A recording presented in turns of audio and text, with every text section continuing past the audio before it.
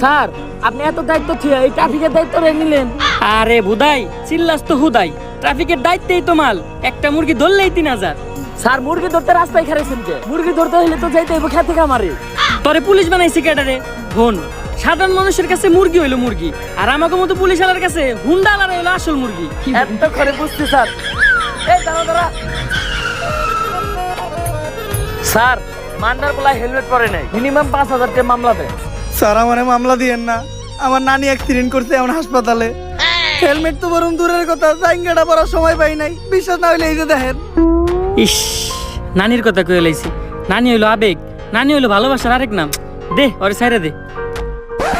Sir আমারে ছাইরা দিলেন স্যার, আমি অনেক ভালো ডায়লগ দিতে পারি স্যার, আপনি নিয়ে একটা ডায়লগ দিই স্যার। আমার হেলমেট ছিল না, তাও ছাড়া আমারে মামলা না দিয়ে ছাইরা দিছে। স্যার আমার ভাই না, স্যার আমার চুদির ভাই।